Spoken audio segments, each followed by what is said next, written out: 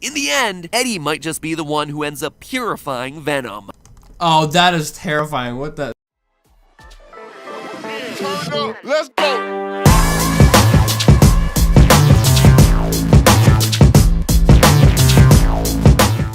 What is up, you guys? I'm charmx. Today I'm going to be reacting to Film Theory, Venom is the Victim, Spider-Man by the Film Theorist. Now I'm intrigued to find out why Venom is the victim, and hopefully this is going to be a really good video. Hopefully it's better than actual Venom itself, because if you guys aren't aware, Venom was actually, it's not doing so well rating-wise. But anyway, with that being said, the original link's in the description. Make sure you guys go subscribe to the Film Theorist. Without any further ado, let's begin. Sure, the Venom movie's tagline is "The world has enough superheroes" because this powerful alien symbiote appears to be an evil, man-eating menace. But have you ever stopped to consider that Venom may actually be the victim in all of this? Give me 15 minutes, or honestly, whatever length this video winds up being. Stick around, because I think I'm gonna be able to change your mind. I don't doubt it. Matt normally is as good at persuasion and changing my mind regarding certain subjects. So let's see if Matt can change my mind here. I don't know. I think Venom's just awesome either way. So I don't know. He's like the coolest villain or superhero, whatever the case is. He looks awesome. He's freaking awesome. Hello, Internet! Welcome to Film Theory, the show that's cringier than a Peter Parker dance break. And that's hard to beat. Okay, maybe not that cringy, but close. Today we're talking about Venom, one of Spider-Man's most popular villains, because, let's face it, who doesn't love themselves a dark doppelganger storyline, am I right? For those of you who need the quick rundown, Venom is one of several alien symbiotes to go around possessing human hosts in the Spider-Verse, giving them special abilities like shape-shifting, increased strength, and, abnormally long tongues. But he looks so awesome, though. He looks so awesome. I love it. He would make a good, was it Gene Simmons from Kiss? The new movie, journalist Eddie Brock is investigating the Life Foundation, an organization whose experiments with the symbiotes are a whole lot more sinister than their super generic name implies. When the investigation goes awry, Eddie's body merges with the symbiote, unleashing Venom, and his ultimate ability, awkward one-liners. Rolling down the street like a bird. A true poet. In the wind. In all seriousness, though, there's an It's an alien. You expect it not to be awkward? interesting side to Venom that no one has ever really stopped to consider, that he's the victim in all of this. And I don't mean that in the big bad evil science corporation did experiments on him or anything like that. I mean that for all the death and destruction that Venom may bring, the symbiote is really just a lost, confused, and scared entity. That Eddie Brock might be the thing that's actually infecting it. But to truly understand why, we first Oh, the plot thickens. The plot thickens. have to understand the nature of parasites. You see, once you strip away all the alien goo nonsense, Venom is the dictionary definition of a parasite. I am a parasite. An organism that lives in or on another organism, its host, and derives nutrients at the host's expense. Take, for instance, the case of the parasitic wasp and the orb-weaving spider, both of which live in Japan. The female wasp drops her eggs onto the back of the spider, which and then become a larva. Oh, no. I know what happens next. Oh, frig, that's so nasty. If you guys don't know what bot flies are, look them up. Actually, you might not want to look them up. But this reminds me of bot flies. And oh my... Oh, frig, no.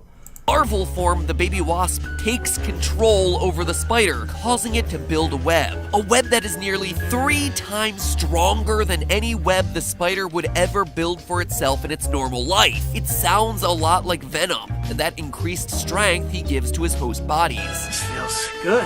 It amplifies characteristics of its host. The reason It amplifies characteristics of its host. So if the host for Venom, what's his name, Eddie? If he's secretly a villain or, you know, has a lot of negative characteristics, it would just enhance that, right? Oh, I see what Matt's getting at.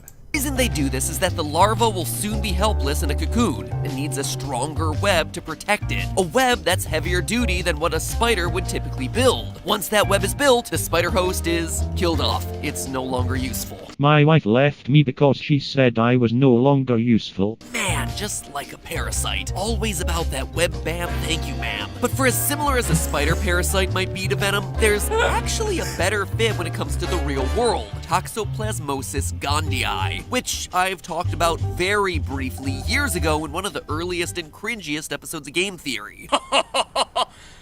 That worked. The cringe is real. Basically, toxoplasmosis hijacks the brain of a rat, forcing it to hide out in the open where it can be found and eaten by cats. Bad news for the rat, but great news for the parasite, because once it's inside the cat's stomach, it can morph into a cat-compatible form and then also reproduce inside the cat's digestive system. It gets pooped back out by the cat and gets into the water supply, where it's once again consumed by the rats. Nature is scary. I think Family Guy said it best, you know? Damn, nature, you scary. It's like a really gross version of the circle of life. Everything the poop touches will be your home. Now, you'd be totally forgiven if none of that immediately reminds you of Venom, but in both cases, we're presented with a parasite who's Yeah, and Venom's like a parasite, right? Basically. It enhances the characteristics of the host. And if Venom's host is a negative person, I guess, then, you know, with the parasite, he's gonna be really negative. So does that mean if the person was like a really go-lucky good person, that would then turn Venom into a superhero? Because then he would be doing good things because that'd be the characteristics of the host? There's another idea for you, Matt. behavior and abilities change based on the thing it's infecting. Symbiotes affect Peter Parker and Eddie Brock and Cletus Cassidy very differently, just like toxoplasmosis changes tactics depending on whether it's inside of a cat, or inside of a rat, or even inside of a human. Uh-oh, this calls for some Shane Dawson dramatic drop sound effects. Hit it, big boy. Or even inside of a human. You see, toxoplasmosis can also affect humans. Now, I'm not gonna say it's gonna cause you to lay down in Mr. Fluffy's food dish in the hopes of him one day eating you, but studies have shown that this could have other effects on the human brain. Specifically, it might be linked to an increased risk of schizophrenia. According to researchers at the Stanley Medical Research. Yeah, I have heard of this. Toxoplasmosis, whatever it is, with cats going to humans. So I wonder if every crazy cat lady who has like 5 cats or something, you know, has it. Institute.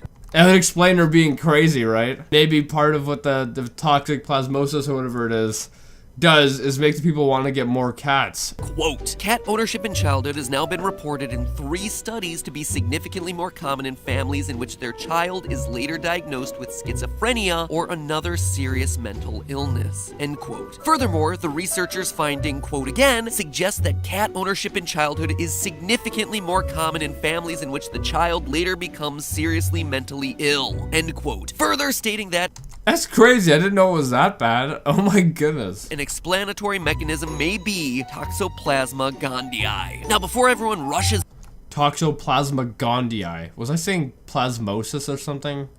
I don't know, but you know what I meant. Yeah, but I wasn't aware it was that bad. That like there's a huge percentage of people, or kids specifically, that growing up, if they have cats, they have a higher chance of having like schizophrenia or something. Is off to put Mr. Fluffy up for adoption, I'd like to point out that there are more than 40 million people in the US who are currently suspected to be infected with the toxoplasmosis 40 million? What's that like? I think that's like what? That's a little over 10%? parasite, and only a teeny tiny fraction of those are diagnosed with full-blown schizophrenia. Anyway, the link between toxoplasma and schizophrenia is really interesting, because in a lot of ways it parallels Eddie Brock's relationship with the Venom parasite. For instance, one of the main symptoms of both schizophrenia and the symbiote is psychosis, a failure to understand reality and a higher propensity for Okay, wait, so you're saying Venom, who is like basically a parasite, right? Is meant for a different animal, not humans, basically? So that when Venom does attach to a human or whatever, you get all these negative side effects that you wouldn't normally get. I think I get what Matt's trying to get across, but maybe that Eddie is really just an evil or a really negative person, right? And Venom just enhances those characteristics. hallucinations. And this is something that is immediately apparent from the trailer of the new movie. In that trailer, Eddie looks into a car window and sees the reflection of Venom staring back at him. This should be physically impossible. The shot is showing us things as Eddie sees them. So it's all in his head. In this case, he's seeing things that aren't really there. Eddie is also prone to auditory hallucinations, hearing a voice call his name. Eddie. Venom's voice commending him, Outstanding. etc. Now wait, Yeah, so that would be that is like schizophrenia, right? That's like almost the textbook definition of schizophrenia. I think Matt has a really good case. I hear you saying that isn't a hallucination. Venom is literally talking to him. And sure, that's true, but it is all still happening in his head. That conversation with Venom is the textbook definition of auditory hallucination. Yeah. And one of the clearest signs that Eddie might be headed off to schizophrenia. But why does any of this matter? I mean, sure, Venom and toxoplasmosis might share some similarities, but even I Well, I want to know, what is Venom meant for originally, right? Like, what is the Venom as a parasite? What is his ideal host? Since, you know, toxic Gandhi or whatever the frig it's called for cats is meant for rats and cats, not meant for humans. But when it does mix with humans, then the people get schizophrenia. Is Venom the same, or Venom's meant for a different alien rat or cat? But when it mixes with humans, then you get schizophrenia? Like, you understand?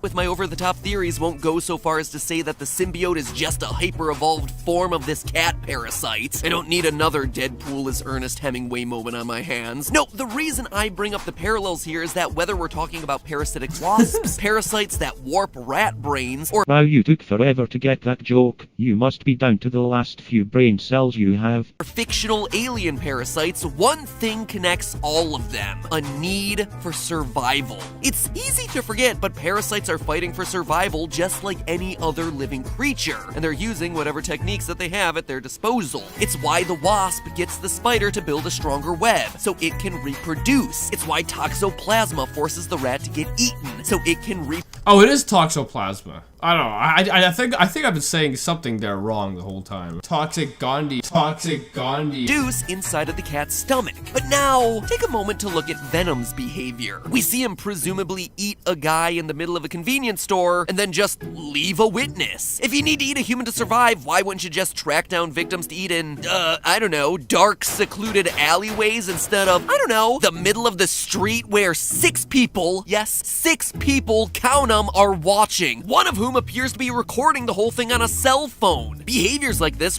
Yeah, that person's on the phone with, like, the cops or something, right? result in Eddie, and by proxy Venom, repeatedly getting attacked by thugs, having to run away, having to fight for their lives. In Spider-Man 3, Venom, being evil, gets himself the worst enemy possible, Spider-Man. Any way you slice it, this behavior is simply not conducive to helping Venom survive. It is instead doing the exact opposite and putting him at active risk. So you're saying that he's not meant for humans because it's not helping his survival? So what is really going on here? Well, it's all explained by toxoplasmosis. Toxic Gandhi. You see, changing rats' behavior so that they get eaten by cats helps the toxoplasma survive and reproduce. Inducing psychosis in humans, however, does none of those things. It is a loss for the human, who starts to develop mental issues, but it's also a loss for the toxoplasma, who can't move on from the human to the cat's digestive tract and reproduce because, well, there just aren't that many man-eating cats out there. The problem is toxoplasma didn't evolve to exist in humans. It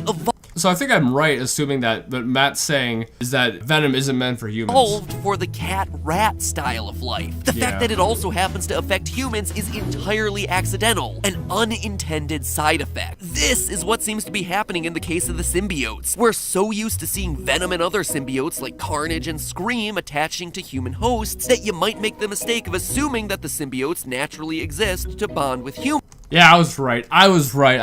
So Venom's not meant for humans. Your last couple brain cells are really putting in work. But that's not the case at all. Canonically speaking, the symbiotes were originally created by the primordial deity Null in order to slaughter the Celestials, basically space gods from the beginning of time. You remember Oh. Yeah, so this explains everything.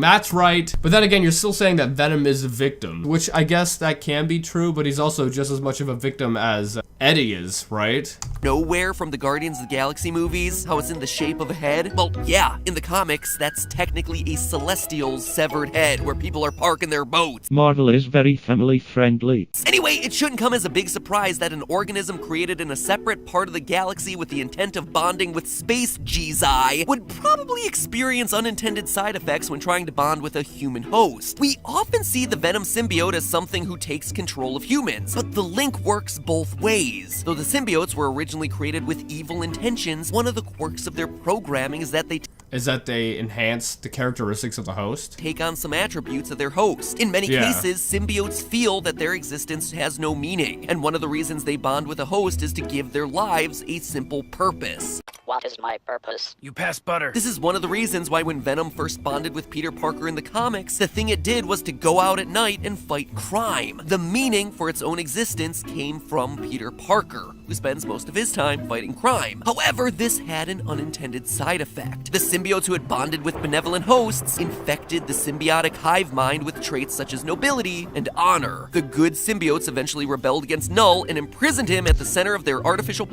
Yeah, so I guess Venom is a victim to Eddie. But, you know, if Eddie was a good person or, you know, had a lot of good characteristics and whatnot, then Venom would be good. And therefore, Venom would go out and do good things, right? But since Eddie has, I guess, has a lot more darker traits, that makes Venom, you know, bad and a villain, right?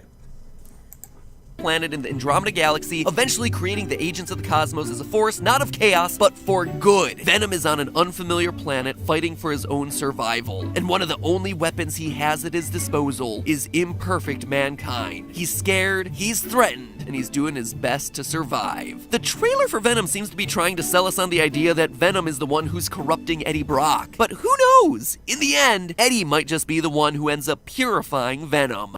Oh, that is terrifying. What the? Oh, that's definitely the thumbnail.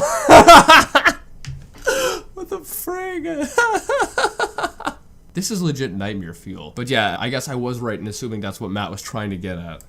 But hey, that's just a theory. Anyway, I hope you guys liked this video. This was really well done, and I think Matt is right in assuming that, you know, since Venom is basically acting as a parasite, that one, he isn't meant for humans, which, I mean, there's all that proof to back up. So yeah, he is right there, and that, you know, if Eddie had good characteristics in that, you know, Venom might have been a superhero, but I guess Eddie has, you know, a lot more negative characteristics, and that in turn makes Venom more of a villain. But anyway, I hope you guys liked this video. If you did, make sure you give it a thumbs up, possibly share a friend. If you do, subscribe to the family. Also, make sure you guys go subscribe to the Film Theorist, I'll link to the description, and I'll see you guys next time. Boop.